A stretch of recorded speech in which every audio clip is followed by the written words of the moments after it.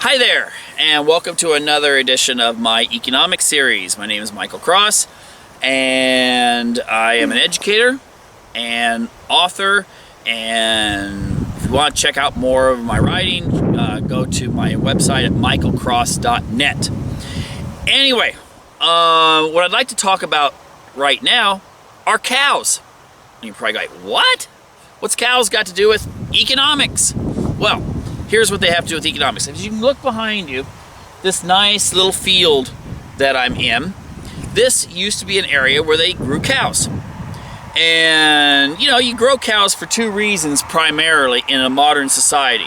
You grow cows in order to have meat, and you grow cows in order to have milk. And the thing is,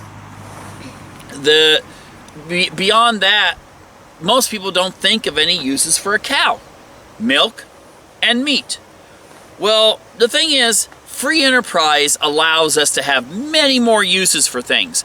Because if you go by the theories of Adam Smith, as contained in his book, The Wealth of Nations, what motivates most of our behavior, at least economically, is greed. It's not bad. We want to make money. It's not bad to make money in order to have income so that you can feed your family, have a home, and do all the fun things you want to do in life. That's not a bad thing. In fact, it's a very good thing. But the thing is that many of the jobs we have in our economy, they came about because someone found a new way to do things. Now, let's say back in the old days, we had the cow. It gets a little old. Let's say her name's Gertrude. Gertrude just can't produce milk as much as she used to. And so you take one of her female calves and raise her to take Gertrude's place. Gertrude gets to, she's going to take on a new phase of utilization. And that is, she's going to the butcher shop.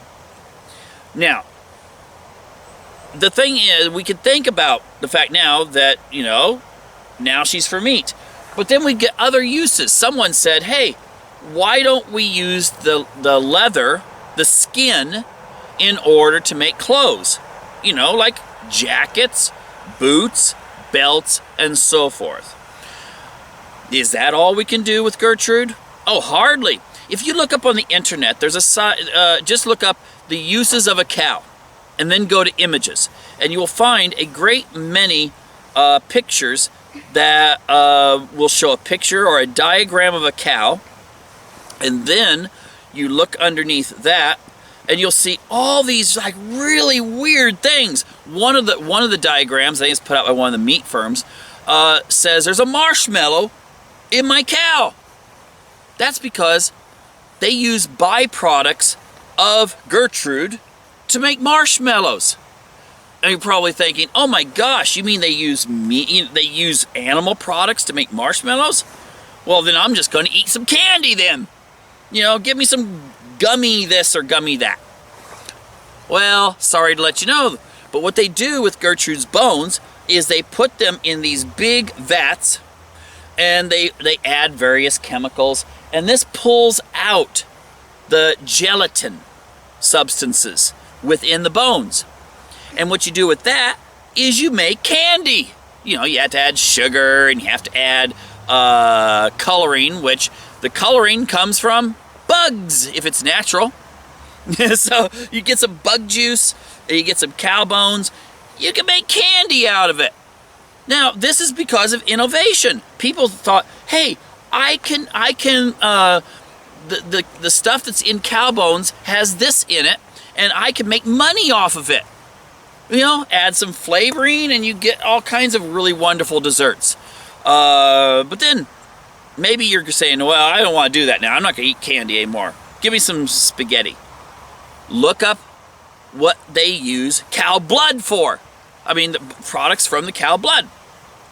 And it said pasta, and I'm going, what? How can that be in pasta? I looked it up. Whoa, it is.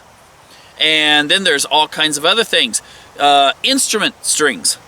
Yep, comes from cows.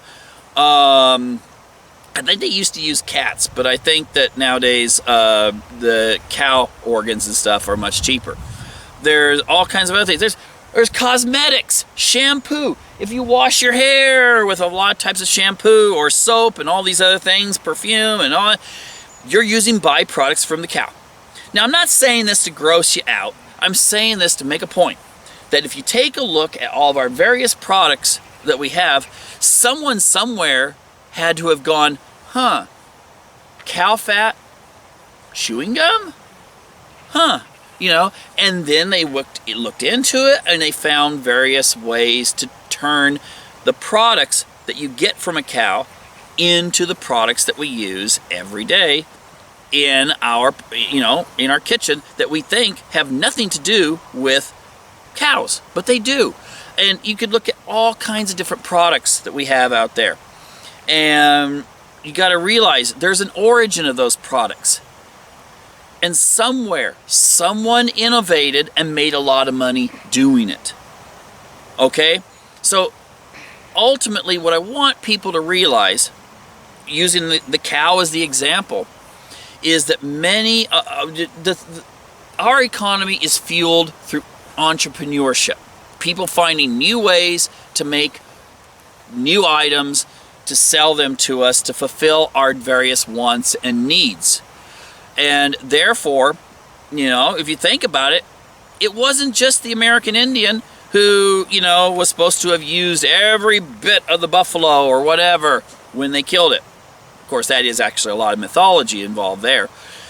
But nowadays, with modern technology, cow goes in, not much comes out, okay? Because we found ways to make money off of stuff. You just don't throw something away if you can use it to make money. Oh, and I was going to say something about hot dogs. Just leave that. Look up how hot dogs are made on the internet, and you'll see just how far we can go for efficiency. Anyway, thanks a lot for tuning in to this edition to our broadcast.